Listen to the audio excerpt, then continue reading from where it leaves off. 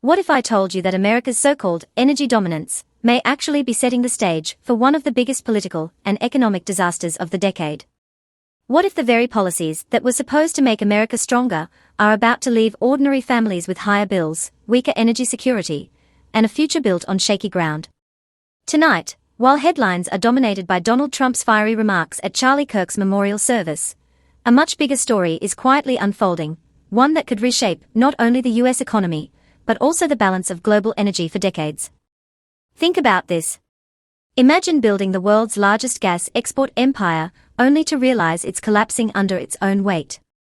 Imagine promising cheap energy and independence, but instead leaving millions of Americans facing soaring electricity bills. That's the paradox at the heart of Donald Trump's LNG gamble, and whether you support him or not, the consequences are going to hit every household in this country. So let me ask you, do you really believe America can export its way to energy dominance without creating massive costs at home? Or are we watching history repeat itself, another boom and bust cycle that ends with ordinary Americans footing the bill? Let's rewind for a second. A decade ago, the US was barely on the LNG map. Then came the shale revolution, massive fracking operations unlocking cheap gas, and suddenly America surged from minor player to number one LNG exporter.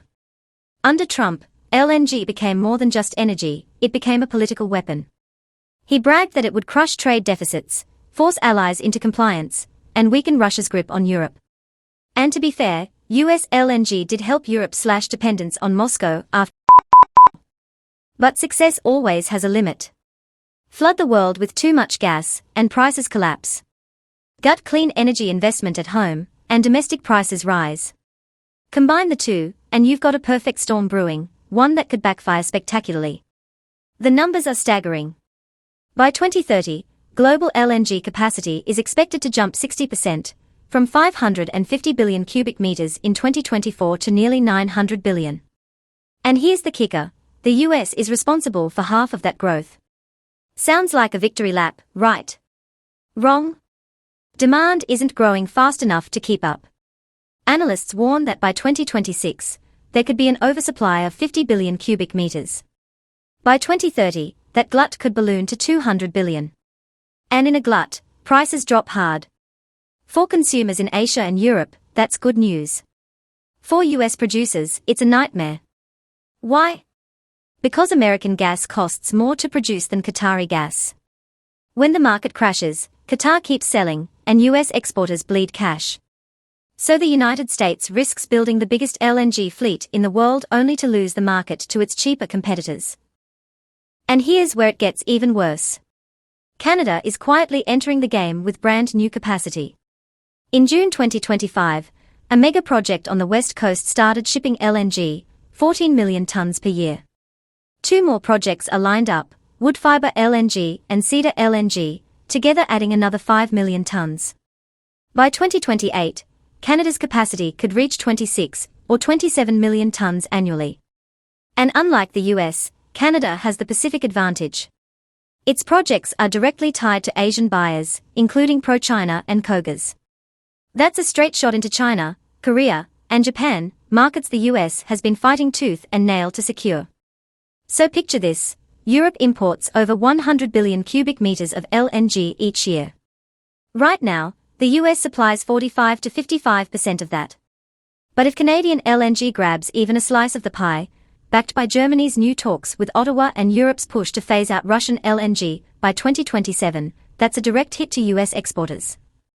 And in Asia, Canada's Pacific advantage means US LNG has to fight even harder for the same customers.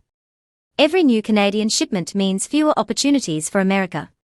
But here's the real political bombshell, while global prices are falling, domestic prices here in the US are climbing. Why? Because LNG export terminals and American power plants are fighting over the same fuel. And with Trump's rollback of clean energy incentives, that fight just got nastier.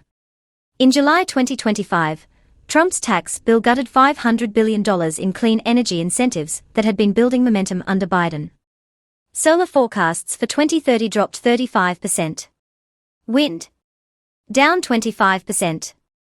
That means more dependence on gas, just as demand for electricity is skyrocketing. And what's fueling that demand? Artificial intelligence. Data centers. The new digital economy. The International Energy Agency says data centers could require an extra 100 billion cubic meters of gas by 2035, more than the entire planned increase in LNG export capacity over that same period. In other words, America's domestic gas demand is exploding, just as we are shipping more of it overseas. So let's connect the dots. On one hand, US exporters are flooding the world with LNG, crushing prices and facing competition from Canada and Qatar. On the other hand, American households are seeing higher utility bills because gas that could stay here is being shipped abroad. In the first half of 2025, US electricity prices rose 4.5% nationwide. But in Maine, Utah, and Connecticut, they spiked over 15%. In Texas and Louisiana, the very states anchoring America's LNG empire, prices climbed between 3 and 7.5%. And this is just the beginning. Think about the politics of this. Who gets the blame when utility bills rise? Not Qatar. Not Canada. Not Germany.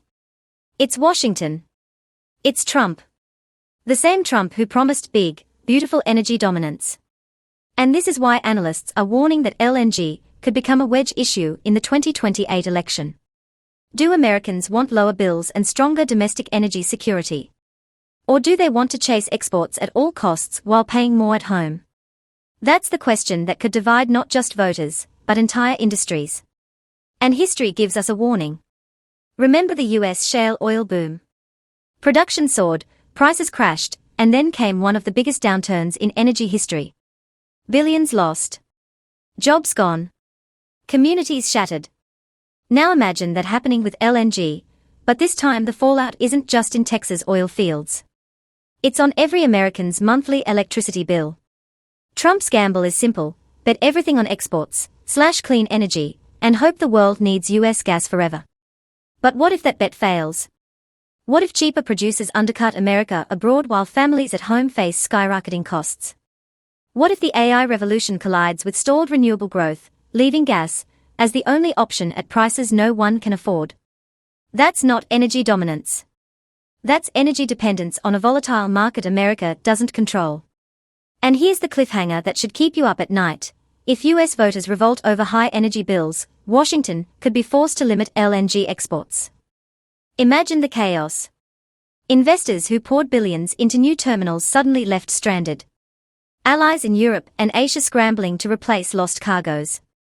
And America's reputation as a reliable supplier destroyed. So let me ask you again, should the US keep pushing LNG exports, knowing the risks of oversupply, foreign competition, and rising domestic prices? Or is it time to reinvest in renewables, balance supply and demand, and secure America's energy future before it's too late? This is the story no one's talking about while Trump grabs headlines with culture war theatrics. But make no mistake, this isn't just about policy. It's about your electricity bill, your job security, and America's place in the world. And the decisions made today could haunt us for decades. If you've stayed with me this far, I want to thank you, because this kind of independent analysis doesn't come from big networks or corporate sponsors. It only exists because of people like you. If you believe truth should never be for sale, here's what you can do. Hit that subscribe button right now. Drop a like if you think more people should hear this story. And most importantly, share your thoughts in the comments. Do you think Trump's LNG gamble is smart strategy, or a ticking time bomb for America's energy future? Every comment, every share, every subscription helps this channel grow, and it tells the algorithm that independent voices matter. Because the truth is simple, sometimes being number one comes with a price. And this time, that price might be one Americans can't afford.